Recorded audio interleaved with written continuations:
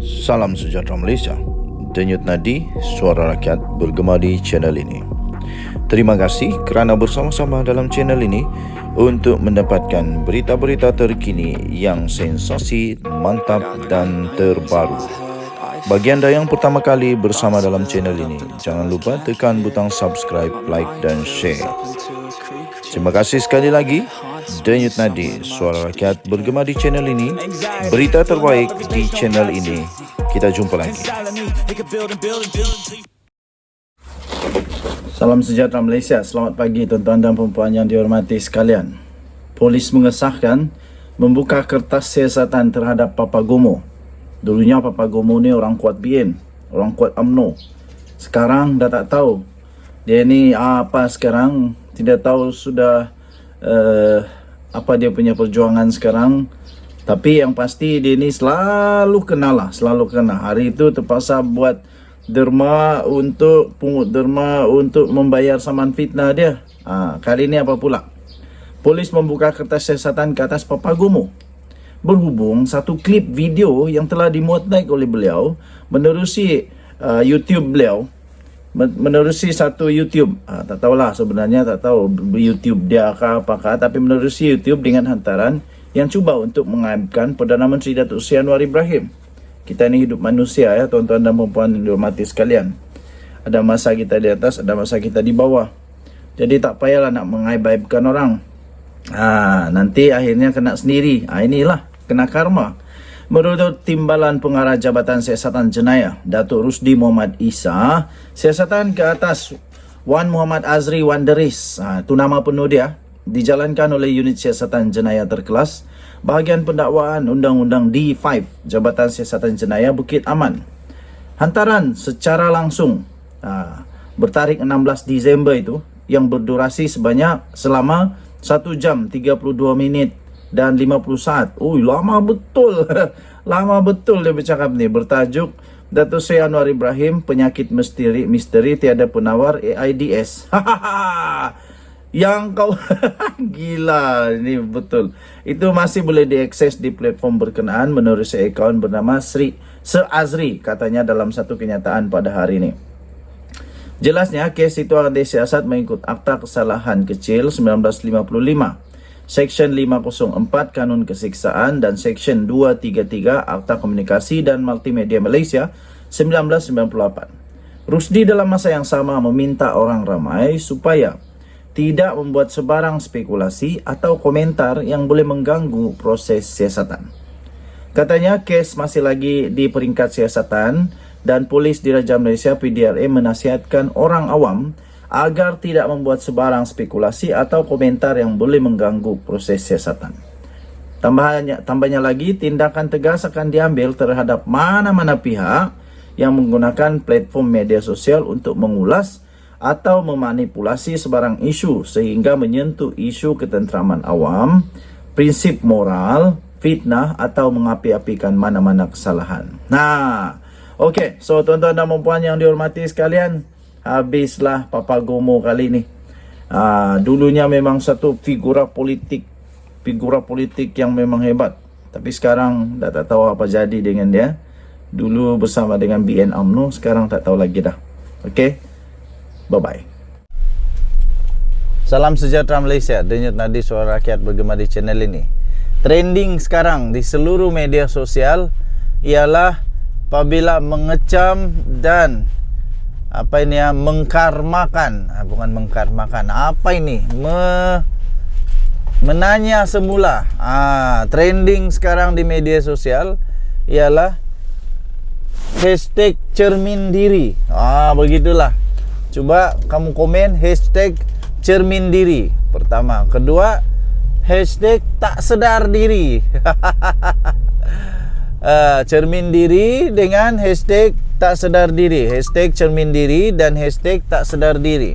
Apa yang saya maksudkan ini? Sekarang trending seluruh media sosial adalah mempersoalkan semula PAS yang nampaknya pelupa, buat-buat lupa atau sudah kena penyakit lupa ingatan. PAS dulu pernah bersama dengan kerajaan 33 bulan bersama dengan siapa bos dia? Mahyadin Mat Yassin, Perdana Menteri Malaysia yang dapat gelaran Perdana Menteri gagal. Perdana Menteri gagal, Perdana Menteri COVID, Perdana Menteri apa lagi ya? Vaksin, Perdana Menteri PKP, Perdana Menteri Darurat. Banyak lagi lah dapat gelaran si Mahyadin Mat Yassin. Kesian jugalah. Bukan dia mau itu gelaran, tapi dia terpaksa juga terima sebab itulah kenyataan dia. Okey, jadi gelaran dia adalah Perdana Menteri gagal. Waktu PAS bersama dengan Perdana Menteri gagal ini, Mahyadin Mat Yassin, apa yang PAS buat? Apa yang PAS buat?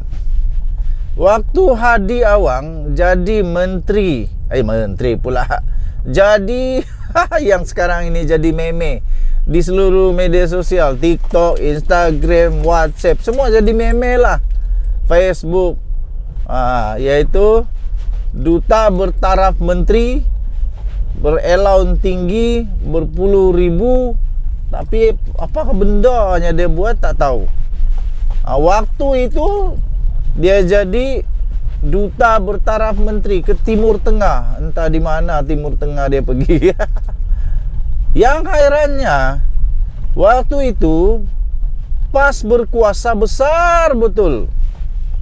Menteri dia ramai, Taqiyuddin Hasan menteri, ramai lagi lah menteri. Tapi waktu itu apa orang buat? Mereka jadi tikus, jadi pendiam, tikus, jadi kerbau kena cucuk hidung. Apa yang Muhyiddin cakap dan diam saja. Apa kerajaan ni diam saja. Ada bising-bising sikit-sikit lah. Tapi bukankah waktu itu kamu ada kuasa dalam kerajaan? Sepatutnya banyak benda yang kamu boleh buat waktu itu tahu. Ini sekarang masalahnya. Bila dah jadi pembangkang, baru tiba-tiba jadi hero. Semua benda yang dia tak sempat buat, yang dia tak buat, yang dia tak mahu buat, yang dia lupa buat, yang dia pura-pura tak mau buat, semuanya baru tiba-tiba konon perlu dibuat. Kenapa waktu kamu 33 bulan dalam kerajaan tak buat? Salah satu lagi sekarang ini yang betul-betul viral adalah apabila Perdana Menteri bersin lah pula. Ini mesti ada orang pembenci lah. Mesti ada orang bagi aku berkat. Terima kasih, puji Tuhan. Waktu 33 bulan itu, kenapa tak buat apa-apa? Ada satu yang video viral sekarang ini. Kamu boleh tengok di video di channel saya juga. Ada saya post sudah. Viral di mana Datuk Seri Anwar Ibrahim balun kau-kau Taqiyuddin Hasan. Taqiyuddin Hasan kena balun kau-kau. Bila Taqiyuddin Hasan cuba untuk malukan Anwar Ibrahim, dia sendiri kena. Parti PAS ini tak konsisten. Dia mau orang lain buat, tapi dia tak buat. Dia kadang-kadang dia buat, kadang-kadang dia tak buat. Macam boikot-memboikot jugalah. Banyak benda dia boikot, tapi bila perkara yang ada kepentingan untuk dia tak berani boikot. Akhirnya dia bagi dalil.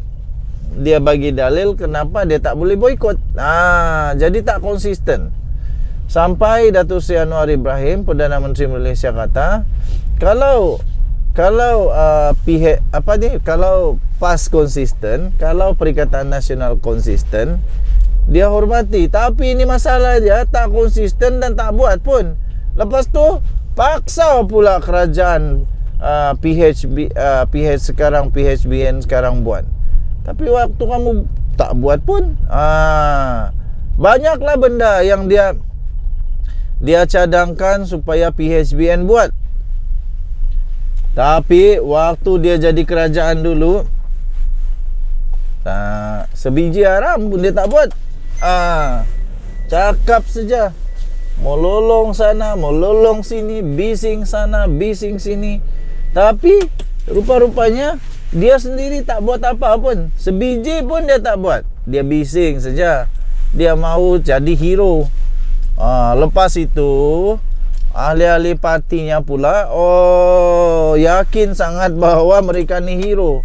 Yakin sangat mereka ni hero, berani kata, berani komen-komen, berani teriak-teriak, berani kecam-kecam, berani konon mempertahankan, berani macam-macam lah dia berani di parlimen. Semua ahli-ahli dia, hebatnya kami punya MP. Tapi dia orang lupa, waktu dulu, waktu jadi kerajaan, kenapa anda jadi macam begitu? Kenapa tidak mempertahankan? Salah satu contoh yang paling dekat ni lah Palestin lah. Palestin lah. Sekarang mereka hentam Anwar, kata Anwar inilah, itulah, tidak tegas lah dalam isu Palestin lah. Datuk Seri Anwar Ibrahim membuat banyak perkara membantu Palestin, lebih banyak daripada kamu pernah buat tahu semasa jadi kerajaan. Baru-baru ini dilancarkan lagi STEM. STEM untuk Solidarity Palestin.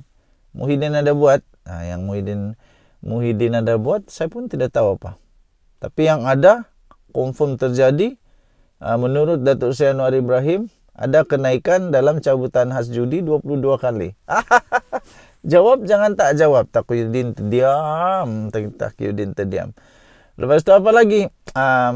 Banyak lagi lah Datuk Seri Anwar Ibrahim buat untuk Palestin.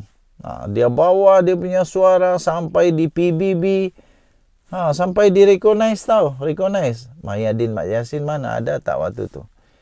Hadi Awang, duta bertaraf menteri ke Timur Tengah, entah apa-apalah. Aduh, pening. Banyak nadi suara rakyat bergema di channel ini. Lebih baik pas diam sajalah, diam-diam saja, muhasabah diri. Kasih maju dulu tu Kelantan, buang dulu tu sampah di Kelantan itu yang sudah tabur di tepi jalan raya. Menurut satu laporan kemarin, itu sampah sudah 3, 4, 5 hari tidak pungut. Jangan harap mau urus negara Malaysia, kalau sampah di tempat sendiri pun susah mau urus.